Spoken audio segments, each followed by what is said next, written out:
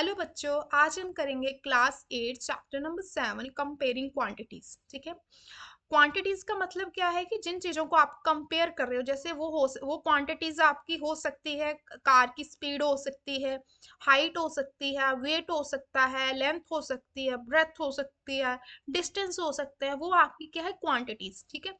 लेकिन इन क्वांटिटीज को कंपेयर करने का जो मेथड है वो है रेशियो एंड परसेंटेज। ठीक है। अब रेशियो एंड परसेंटेज की हेल्प से आपको क्वांटिटीज को कंपेयर करना है। लेकिन जो फर्स्ट एक्सरसाइज है आपकी 7.1 एक्सरसाइज है, उसमें जो है क्वांटिटीज को आप दो तरीकों से कंपेयर करोगे। फर्स्ट है रेशियो एंड सेकंड है परसेंटेज।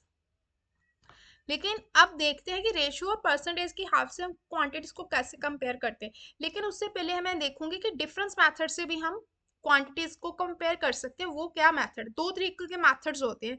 एक होता है डिफरेंस मेथड और एक होता है डिवीजन मेथड। इन दोनों की हेल्प से हम क्वांटिटीज को कंपेयर करते हैं। पहले हम सीखेंगे कि डिफरेंस मेथड क्या होता है। देखो यहाँ पे लिखा है when we compare two numbers by subtraction, जब हम दो नंबर्स में सब्ट्रैक्शन रूल लगाते हैं तो जो वैल्यू आती है वो क्या आता है, उनका डिफरेंस आता है। तो दैट मीन्स वही क्या होता है, comparison of two numbers by subtraction. उसको क्या बोलते हैं, डिफरेंस मेथड। अब एग्जांपल की हेल्प से समझ लेते हैं कि क्या होता है। रीमा एंड लीना नाम की दो लड़कियां हैं, got 45 marks and 90 marks respectively in their maths examination. देखो, रीमा एंड लीना नाम की दो लड़कियां हैं जिनका कोई मैथ टेस्ट हुआ होगा, और रीमा के मैथ्स में 45 मार्क्स आए हैं, लीना के 90 मार्क्स आए हैं मैथ्स में। सो मार्क्स ऑफ रीमा, अब हम देखेंगे कि रीमा के मार्क्स कंपेयर टू लीना कितने कम आए हैं या ज्यादा आए, वो देखेंगे। रीमा 90 माइनस 45, दैट मीन्स कितने आए, 45। That means Reema 45 less than the marks of Leena. मतलब रीमा के मार्क्स जो हैं, जितने लीना के मार्क्स हैं उसका हाफ आए हैं। दैट मीन्स कितने आए हैं, कम, 45 मार्क्स आए हैं। This kind of comparison is called a comparison bye difference. तो ये आपका जो मेथड है चीजों को कंपेयर करने का, इसे बोलते हैं कंपैरिजन बाय डिफरेंस। ठीक है। जहां पे हम एक सब्ट्रैक्शन रूल लगा के दो नंबर को सब्ट्रैक्ट करते हैं, दैट मीन्स वो हम क्या कर रहे हैं, डिफरेंस ही फाइंड कर रहे हैं, दैट मीन्स कंपेयर ही कर रहे हैं। सेकंड मेथड है डिवीजन मेथड। अब डिवीजन मेथड से हम कैसे दो नंबर्स को कंपेयर करते हैं वो देखेंगे। ठीक है। देखो, जैसे मैंने अभी आपको बोला कि रीमा के मार्क्स कितने थे, यहाँ मैं लिखूंगी रीमा, ध्यान से समझना, ये मेन है आपका। ठीक है। रीमा है और यहाँ लीना है मेरे पास। ठीक है, दोनों के मार्क्स देख रही हूँ मैं। ठीक है, मैं लिखूंगी नहीं मार्क्स, मुझे इतना पता है। इसके मार्क्स हैं 45 मार्क्स रीमा के, चलो लिख लेती हूँ यहाँ पे 45 मार्क्स है रीमा के। ठीक है। और लीना के है 90 मार्क्स। अब यहाँ पे जो मैं कंपैरिजन कर रही हूँ, देखो कि दोनों सेम सेम क्वांटिटीज का हो रहा है। लीना के भी मार्क्स है और रीमा के भी मार्क्स है। ऐसा नहीं कि किसी की मार्क्स है और दूसरी साइड पे उसकी कोई हाइट है ना। दोनों की जो कंपैरिजन कर रही है वो दोनों सेम कैटेगरी को बिलोंग करने चाहिए। वो भी मार्क्स है लीना के और रीमा के भी मार्क्स है। अब मैं देखूंगी बाय डिवीजन रूल कि रीमा के मार्क्स लीना के कंपैरिजन में कितने कम है, जहां लीना के मार्क्स रीमा के कंपैरिजन में कितना ज्यादा है, वो देखेंगे। ठीक है।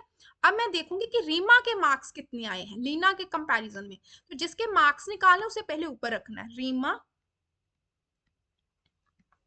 ओवर लीना। ठीक है। रीमा के मैंने चेक करने हैं, तो रीमा के कितने थे मेरे पास मार्क्स आए 45 एंड लीना के कितने थे 90। ठीक है। अब अगर इनको कैंसिल करो तो क्या आता है मेरे पास, 45 1, इसको कैंसिल करो तो 2 आता है। ठीक है। अब इसके भी निकाल लेते, फिर इन दोनों का मैं आपको मीनिंग समझाऊंगी क्या मतलब क्या है। ठीक है। अब इसकी वैल्यू निकाल लेते। अब मैं चेक करूंगी कि लीना के मार्क्स कंपेयर टू रीमा कितने ज्यादा आए हैं। लीना, जिसके फाइंड करना है उसे ऊपर रखना है, लीना ओवर रीमा। अब देखो, लीना के मार्क्स कितने हैं मेरे पास 90, और लीना के कितने मार्क्स हैं मेरे पास, सॉरी लीना के 90 थे, रीमा के 45 थे। अब इनकी कटिंग करो, देखो क्या आता है। अगर कटिंग करूं तो 92 1, ठीक है। अब अगर ध्यान से देखो इन दोनों का मीनिंग क्या है, ध्यान से देखो। जब मैंने बोला कि मैं यहाँ पे कंपैरिजन कर रही हूँ रीमा के मार्क्स का और लीना के मार्क्स का, सबसे पहले मैंने देखा कि रीमा के मार्क्स जो है वो लीना के कंपैरिजन में कितने कम आए हैं, और फिर मैंने देखा कि लीना के मार्क्स रीमा के कंपैरिजन में कितने ज्यादा आए हैं। यहाँ पे अगर ध्यान से देखो तो रीमा के मार्क्स लीना के कंपैरिजन में हाफ आए हैं, मतलब 1/2। तो अब मैं इसे रीड कैसे करूंगी, मैं बोलूंगी कि Reema got half the marks that Leena got। यहां पे मैं क्या लिखूंगी, Reema got half the marks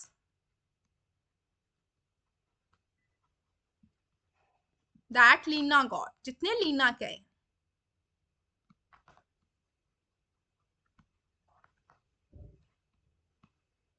ठीक है।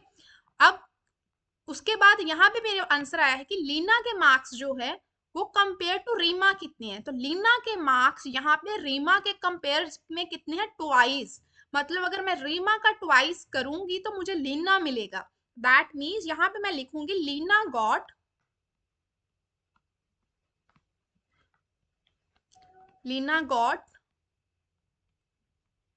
twice the marks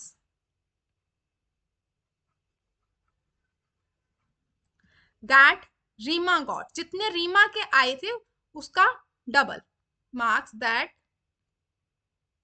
Reema got. इतना समझ आ गया इनका मतलब क्या है। अब इतना तो समझ आ गया होगा, इनका मतलब है कि रीमा के मार्क्स जो लीना का हाफ आए, जितने लीना के हो गए उसका अगर हाफ कर दो तो रीमा के मार्क्स आ जाएंगे। लीना के मार्क्स जितना रीमा का है उसका डबल कर दो तो लीना के मार्क्स आ जाएंगे। ये होता है आपका डिवीजन की हेल्प से कंपैरिजन करना। तो इसी कंपैरिजन को हम क्या बोलते हैं, रेशो। ठीक है, इसी कंपैरिजन को हम क्या बोलते हैं, रेशो। जब हम दो या दो से ज्यादा क्वांटिटीज को कंपेयर करते हैं बाय डिवीजन मेथड, तो इसी मेथड को क्या बोलते हैं, रेशो। अब इसको लिखते कैसे हैं, जैसे लिखा 1/2। अगर इनको रेशो के फॉर्म में लिखना हो वो कैसे लिखते हैं वो नेक्स्ट मैं आपको बताती हूँ। पहले मैं आपको ये बताया है कि डिवीजन मेथड से हम कंपैरिजन कैसे करते हैं, और इसी डिवीजन मेथड के कंपैरिजन को हम रेशियो बोलते हैं। तो रेशियो बेसिकली क्या है, रेशियो हमें बताती है कि कोई चीज दूसरी चीज के कंपैरिजन में कितनी ज्यादा है या कितनी कम है। यही तो हमने यहाँ पे सीखा है कि रीमा के मार्क्स जो है लीना के कंपैरिजन में आधे हैं, मतलब हाफ है। तो यहाँ पे हमने सीखा कि लीना के मार्क्स रीमा के कंपैरिजन में डबल है। तो यही होती है रेशो, जो हमें बताती है कि किसी एक चीज की वैल्यू दूसरे के कंपैरिजन में कितनी कम है या कितनी ज्यादा है। और ये जो वैल्यू हम डिवीजन मेथड से सॉल्व करते हैं, और उसी डिवीजन मेथड को हम क्या बोलते हैं, रेशो बोलते हैं। ठीक है, let's take an another example. एक एग्जांपल और देखते हैं, बस फिर हम रेशियो की डेफिनेशन पढ़ते हैं। नेक्स्ट है रीमा एज। मान लो रीमा की एज 12 ईयर है। ठीक है, वहां पे हमने मार्क्स की एग्जांपल ली थी, यहाँ हम एज की एग्जांपल ले रहे हैं। और लीना की एज मान लो 4 ईयर है। अब मैं देखूंगी कि रीमा की एज जो है लीना के कंपैरिजन में कितनी ज्यादा है या कितनी कम है वो देखेंगे। वैसे देखने पे पता चल रहा है कि रीमा की एज ज्यादा है, तो अब कितनी ज्यादा है वो देखेंगे। मैंने देखना है कि रीमा की एज लीना की एज से कितनी ज्यादा है, तो मैं रीमा को न्यूमिरेटर में रखूंगी। तो रीमा ओवर लीना तो आएगा 12/4। इनकी अगर आप कटिंग करोगे तो आपको क्या मिलेगा, 4 1 जा 4 3। That means रीमा's age is thrice the age of her sister। मतलब रीमा की एज जो है लीना की एज से कितनी ज्यादा है, थ्राइस। यही तो है रेशियो जो बताती है कि कोई क्वांटिटी दूसरी क्वांटिटी से कितनी कम है या ज्यादा है। तो यही तो बताया इसने कि रीमा की एज जो है अपनी सिस्टर लीना से 3 गुना ज्यादा है। ठीक है, यही होती है रेशियो। नाउ यहाँ पे देखो लीना की एज कितनी है हमारे पास, लीना की एज है 4। अब हम देखेंगे कि लीना की एज कंपैरिजन में रीमा पे कितनी है, देखो लीना यहाँ पे लिखी 4, यहाँ पे आया 12। अब इन दोनों की अगर हम कटिंग करें तो क्या मिलता है मुझे, 1/3। दैट मीन्स लीना की एज जो है रीमा के कंपैरिजन में क्या है, क्या है, लीना की एज कम है ना। दैट मीन्स जो लीना की एज है वो रीमा की एज का 1/3 है। मतलब उसका क्या है, उसका 1/3। लीना की एज रीमा का 1/3 है। मतलब अगर जितनी रीमा की एज है अगर मैं उसको 3 के साथ डिवाइड करूंगी तो मुझे लीना की एज मिल जाएगी। यही तो होती है रेशो, कि कोई चीज किसी के कंपैरिजन में कितनी कम है जो ज्यादा है। अब मैंने आपको सारा समझा दिया कि रेशियो जो होती है वो एक डिवीजन ही होती है। ठीक है, अब देखते हैं कि इसको मैथमेटिकली रिप्रेजेंट कैसे करते हैं। देखो अब यहाँ पे आता है ratio. What is the ratio, मैंने आपको ऑलरेडी बता दिया है। रेशियो इज अ कंपैरिजन, वो मैंने आपको बताया। बाय डिवीजन होता है बिटवीन टू और मोर क्वांटिटीज। कंपैरिजन जरूरी नहीं कि दो ही चीजों में होता है, दो से ज्यादा, एटलीस्ट दो तो चाहिए, लेकिन दो से ज्यादा जितनी मर्जी हो सकती है। बट दूसरी कंडीशन क्या है, quantities of the same kind and in the same unit. Same kind का मतलब क्या है, जैसे यहाँ पे देखो मैंने एज को एज के साथ कंपेयर किया, मार्क्स को मार्क्स के साथ कंपेयर किया, ये होता है same kind. Same kind mean same type की होनी चाहिए। ऐसा नहीं है कि अगर एक साइड आप जैसे हाइट ले रहे हो एंड दूसरे बंदे का वेट ले रहे हो, वो कंपैरिजन तो पॉसिबल नहीं है। या तो दोनों हाइट में होने चाहिए या दोनों वेट में होने चाहिए, फिर ही आप उनका कंपैरिजन कर सकते हो। वो होता है मतलब सेम काइंड का मतलब same type in the same unit. Same unit मतलब अगर किसी बंदे की हाइट आप ले रहे हो, हाइट को मीटर में ले रहे हो, ठीक है, एंड दूसरे बंदे की हाइट जो है वो आप सेंटीमीटर में ले रहे हो, तो आपका कंपैरिजन पॉसिबल नहीं है। ये जो यूनिट रेट है ये दोनों का सेम होना चाहिए, या तो दोनों मीटर मीटर में होने चाहिए या दोनों दो सेंटीमीटर में होने चाहिए। तो रेशो की फर्स्ट कंडीशन क्या है कि जिन दो क्वांटिटीज को आप कंपेयर कर रहे हो वो दोनों सेम टाइप की होनी चाहिए। मतलब एज को एज के साथ कंपेयर करना है, मार्क्स को मार्क्स के साथ, डिस्टेंस को डिस्टेंस के साथ कंपेयर करना है, and same unit. Same unit means दोनों क्वांटिटीज का यूनिट सेम होना चाहिए, जहां तक दोनों मीटर में हो, सेंटीमीटर में हो, किलोमीटर में, ये चीज होती है सेम यूनिट का मतलब। अब आता है सेकेंड, इसका क्या है, we denote using the symbol this. ये मैंने आपको अभी बताया कि अगर रेशियो फाइंड करनी है, ठीक है, उसका जो सिंबल है वो क्या होता है, ये दो डॉट्स होते हैं जिसको हम क्या बोलते हैं, कॉलन। ठीक है, क्या बोलते हैं, colon. We read it as is to, क्या बोलते हैं इसे, इज टू। ठीक है, इस कॉलन को क्या बोलते हैं मैथ्स की लैंग्वेज में, इज टू। मान लो आपके पास दो क्वांटिटी है, ए एंड बी है, लेकिन ये लिखा है कि b is not equal to 0। इसका मतलब पता क्या है, कि जिन दो क्वांटिटीज को आप कंपेयर कर रहे हो, ठीक है, उनमें से जो सेकंड क्वांटिटी है वो आपकी जीरो नहीं होनी चाहिए। क्यों नहीं होनी चाहिए, अगर आपकी सेकंड क्वांटिटी जीरो हो जाएगी तो बच्चे आप उनको कंपेयर नहीं ना कर सकते। इसलिए लिखा है कि सेकंड क्वांटिटी आपकी जीरो नहीं होनी चाहिए, अदरवाइज आप उनको कंपेयर नहीं कर सकते। दूसरी कंडीशन क्या है कि रेशो को आप तीन मेथड से लिख सकते, तीन तरीकों से लिख सकते हो। फर्स्ट क्या है, ए टू बी, ऐसे लिख सकते हो। दूसरा ए इज टू बी, एंड तीसरा न्यूमिरेटर और डिनोमिनेटर की फॉर्म में। मतलब क्या है कि रेशो को आप फ्रैक्शन की फॉर्म में लिख सकते हो, ऐसे भी लिख सकते हो, ये तो मेन सिंबल है इसका रेशो का, और ऐसे भी लिख सकते हो। तो रीड कैसे करना है, तीनों को रीड एक ही तरीके से करना है, ए इज टू बी।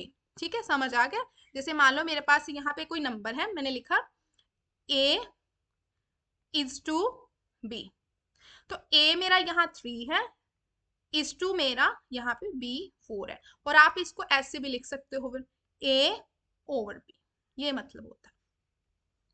समझ आ गया, ये होता है रेशो। रेशो क्या है, रेशो बेसिकली कंपैरिजन है दो या दो से ज्यादा क्वांटिटीज का, लेकिन कंडीशन क्या है कि वो same kind and same unit का होना चाहिए। और आप इनको फ्रैक्शन की फॉर्म में लिख सकते हो, और रीड कैसे करते हो, a is to b। Okay, now next क्या है, नेक्स्ट देखते हैं इसके जो नोट्स हैं वो देखते हैं। नोट्स में लिखा है कि जो आप कुछ नहीं है कि ए एंड बी आपकी दो टर्म्स, जैसे मैंने यहाँ पे लिखा 3 एंड 4, ये दोनों आपके टर्म्स है, जिसमें फर्स्ट टर्म जो 3 है इसको बोलते हैं antecedent, and B that means second term इसको बोलते हैं कॉन्सिक्वेंट। बस ये लिखा है, ठीक है। नाउ अब हम देखते हैं इसकी एग्जाम्पल। आप यहाँ पे देखो, अगर आप इस एग्जाम्पल को सॉल्व करो तो ध्यान से देखो कि इनका जो रेशो फाइंड करना है, क्या इनका यूनिट सेम है? नहीं, सेम यूनिट नहीं सेम इनका, तो यूनिट सेम करना है। तो रेशो जब भी फाइंड करते हैं हम लिखते हैं A is to B. A is to B का मतलब हम इसको न्यूमिनेटर और डिनोमिनेटर की फॉर्म में लिख सकते हैं, लिख सकते हैं, ठीक है, लिख लिया। अब ए मेरा 30 सेंटीमीटर है, बी मेरा 2 मीटर है। अब डेफिनेशन तो ये बोलती है कि जब भी आपने रेशो फाइंड करनी है वो सेम यूनिट में होना चाहिए, तो यूनिट तो सेम नहीं है, तो मैं इनका यूनिट सेम करूंगी। कैसे? 30 सेंटीमीटर। अब मुझे पता है कि 1 मीटर में कितने सेंटीमीटर होते हैं? 100। तो 2 मीटर में कितने होंगे? 200। सॉल्व करो कितना आएगा।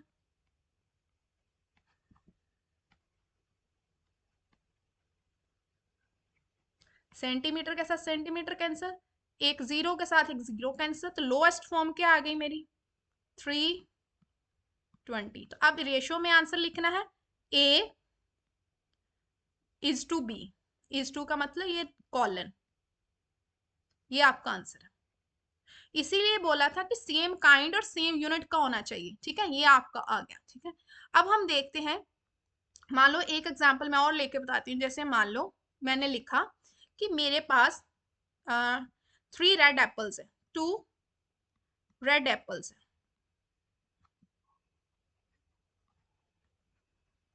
ठीक है, इज टू 3 ग्रीन एप्पल्स है, 3 मेरे पास ग्रीन एप्पल्स है। अब इनको मैं अगर रेशो की फॉर्म में लिखूं तो मैं कैसे लिख सकती हूँ? अगर लिखूंगी तो मैं लिखूंगी तो आएगा 2:3, 2:3। अब इसका मतलब क्या है? देखो, मतलब मैंने अभी आपको बताया कि रेशो हमें बताती है कि कोई चीज दूसरे के कंपैरिजन में कितनी ज्यादा है या कितनी कम है, वो हमें रेशो बताती है। इसका मतलब पता है क्या है? कि there are 2 apples for every 3 apples. हर एक 3 एप्पल्स के लिए, मतलब हर एक 3 ग्रीन एप्पल्स के लिए वहां 2 रेड एप्पल्स हैं। क्या मैंने बोला?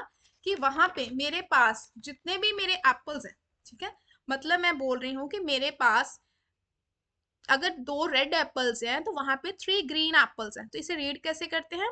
There are 2 red apples for every 3 green apples, ठीक है। अगर 3 ग्रीन एप्पल्स होंगे तो वहां पे 2 रेड भी होंगे, तो दैट मीन्स अगर 2 रेड है तो 3 क्या है? Green apples. इसे रीड ऐसे करते हैं कि for every 2 red apples there are green apples, जहाँ ऐसे बोल सकते हो, जहाँ बोल सकते हो there are 2 red apples for every 3 green apples. किसी भी तरीके से आप बोल सकते हो, ठीक है। ये होती है आपकी बेसिकली रेशो। अब आता है परसेंटेज क्या होता है। परसेंटेज के कराने के लिए पहले मैं आपको समझा देती हूँ इसका मीनिंग क्या है। जैसे मैंने यहाँ पे लिखा परसेंट एज, ठीक है। देखो, पर का मतलब होता है एवरी, जिसको आप हिंदी में मान लो एक बोल देते हो, है ना।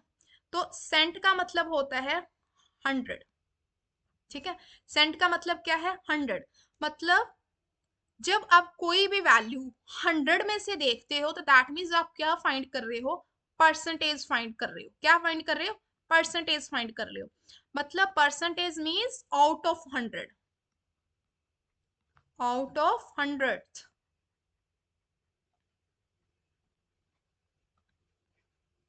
Percentage means out of 100।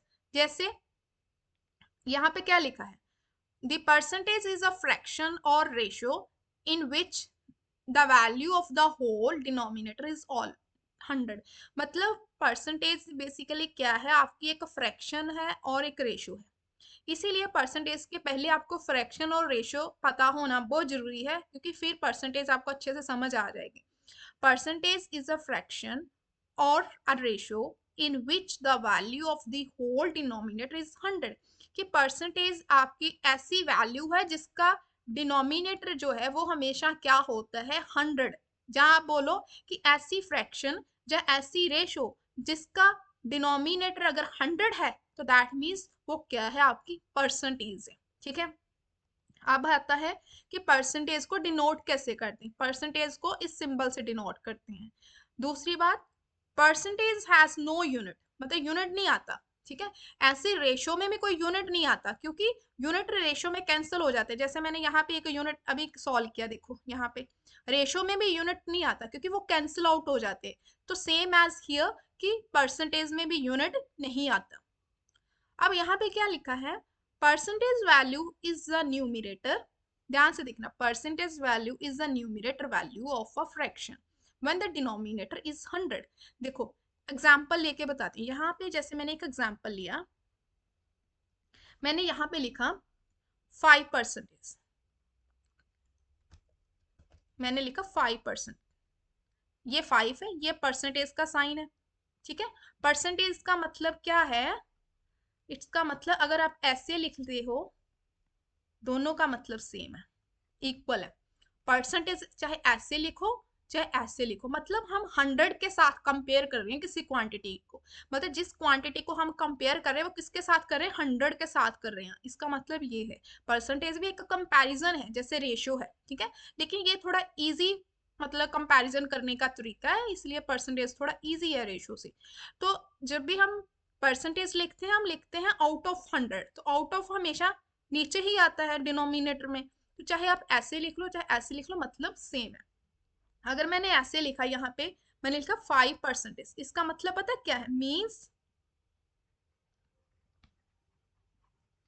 5 out of, इसका मतलब 5 आउट ऑफ 100, इसका मतलब है 5 out of 100, that means out of 100, ये चीज, इसका मतलब ये। ठीक है, ये चीज याद रखनी है आपने। 5% का मतलब है 5 आउट ऑफ 100, तो 5/100 ऐसे लिख लिया। अब अगर ध्यान से देखो, यहाँ मैंने लिखा था percentage value is the numerator value. अब देखो ये है 5%, जो परसेंटेज के साथ जो ये नंबर लिखा है ये फ्रैक्शन का न्यूमिरेटर है, और ये वाला जो साइन है ये डिनोमिनेटर। यही तो लिखा है उसने कि डिनोमिनेटर अगर 100 है तो उसके साथ जो नंबर लिखा जाता है वो उस फ्रैक्शन का न्यूमिरेटर है। तो न्यूमिरेटर 5 हो गया, 100 उसका डिनोमिनेटर हो गया। अब अगर हम देखते हैं कि अगर आपके पास कोई सेकंड एग्जांपल देखते हैं, कि मैंने बोला कि परसेंटेज देखने के लिए डिनोमिनेटर हमेशा 100 होना चाहिए, तभी हम उसकी परसेंटेज देख सकते हैं। परसेंटेज देखने के लिए डिनोमिनेटर हमेशा 100 होना चाहिए, क्योंकि परसेंटेज का मतलब ही है कि हम 100 में से कुछ देख रहे हैं। मान लो मेरे पास कोई बच्चा है, उसका टेस्ट हुआ है 3 मार्क्स का, सॉरी मतलब उसने ऑब्टेन कितने किए मार्क्स, 3 आउट ऑफ 200।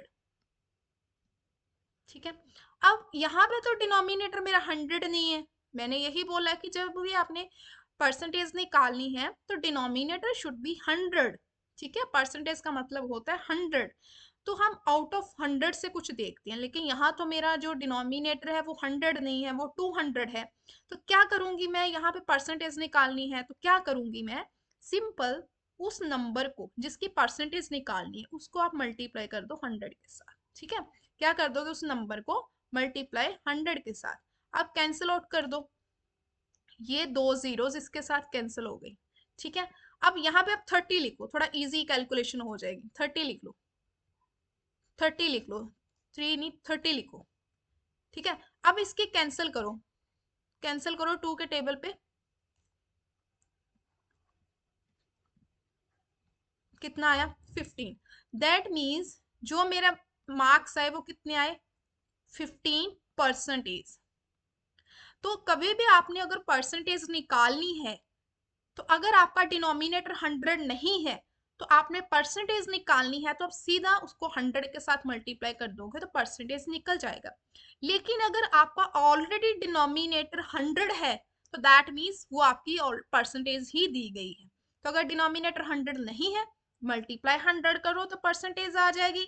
अगर डिनोमिनेटर 100 है दैट मीन्स वो वाली वैल्यू हमें ऑलरेडी आउट ऑफ 100 दी है, तो उसकी जो न्यूमिरेटर वैल्यू होती है वही उसकी परसेंटेज वैल्यू हो जाती है। ठीक है, तो आपका जो गेम है परसेंटेज में वो दो मेथड्स पे डिपेंड करता है। एक होता है ऑब्टेन वैल्यू, जो फॉर्मूला आपने यूज करना, obtain value over total value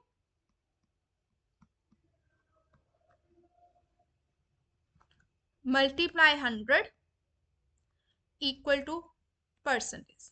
ठीक है, ये आपका जो मेथड है बस इसको सॉल्व करने का। ठीक है, आपको बस ये पता होना चाहिए कि कैसे परसेंटेज आपने फाइंड करनी है। ठीक है, मान लो हमेशा जरूरी नहीं है ना कि आपका डिनोमिनेटर 100 ही हो। 100 होगा फिर तो इजी आप परसेंटेज निकाल सकते हो ना, फिर तो सीधा ही पता है कि 100 में से इतनी चीज दी गई है। तो यहाँ पे 100 में नहीं दिया गया था, 200 दिया गया था, तो इसीलिए मान लो मैंने उसको क्या कर दिया, 100 के साथ मल्टीप्लाई कर दिया, तो वो मुझे परसेंटेज मिल गई। इसका मतलब पता क्या है कि अगर बच्चे के 200 में से 30 मार्क्स आए तो परसेंटेज उसका बना 15%। दैट मीन्स उसके 100 में से 15 आए तो 200 में से तभी उसके 30 बने ना। दैट मीन्स उसके 100 में से कितने आ गए, 15 आ गई। तो अगर ये उसके 100 में से 15, तो अगर 200 में से देखूंगी तो कितने बन जाएंगे, 30 अपने आप हो जाएंगे। 15 + 15 कितने हो जाएंगे, 30 हो जाएंगे। तो दैट मीन 200 में से अपने आप उसके 30 बन गए, तो 100 में से 15 बन गए। यही इसका मतलब है। जैसे मान लो कोई बंदा है, ठीक है, वो अपनी सैलरी का, जहाँ हम कैसे बोलते हैं क्लास में बच्चों के बोलते हैं ना कि तुम्हारे क्लास 7th में कितने परसेंट मार्क्स आए हैं। अगर कोई बोलता है मेरे 95% मार्क्स आए हैं, दैट मीन्स उसके 100 में से 95 मार्क्स आए हैं। ठीक है, 100 में से उसके 95 मार्क्स आए हैं। अगर कोई बच्चा बोलता है कि मैंने 100 में से, मेरे पास टोटल 100 रुपीज थे, ठीक है, 100 रुपीज में से मैंने उसका क्या किया, 30% मैंने सेव कर लिया। ठीक है, 30% सेव किया, दैट मीन्स उसने कितने सेव किए। अगर मैं ऐसे लिखूं, एग्जाम्पल देती हूँ मैं आपको, फिर समझ आएगा। मान लो कि कोई मिस्टर रमेश है, saves 30% of his income. Mister Ramesh ने अपनी इनकम का 30% सेव किया है। This means that he saves 30 rupees out of every 100 rupees he earns. मतलब वो जितना अर्न करता है उसमें से वो 100 रुपए से 30 रुपए वो अपने सेव करके रखता है। इसका मतलब ये है। ठीक है, तो परसेंटेज कुछ नहीं है, जिस नंबर की आपने परसेंटेज फाइंड करनी है आपने उसको 100 के साथ मल्टीप्लाई कर देना है। कब, अगर उसका डिनोमिनेटर 100 नहीं है। अगर डिनोमिनेटर 100 दिया है फिर तो पता ही है कि आउट ऑफ 100 ये वैल्यू हमें दी है, फिर उसकी जो न्यूमिरेटर वैल्यू होती है वो उसकी परसेंटेज वैल्यू हो जाती है। तो यही था आपका फर्स्ट एक्सरसाइज में। जो 7.1 एक्सरसाइज है उसमें यही था, comparison by percentage and ratio. ठीक है, तो ये थी आपकी इंट्रो एक्सरसाइज 7.1 की। आई होप कि आपको अच्छे से समझ आया होगा।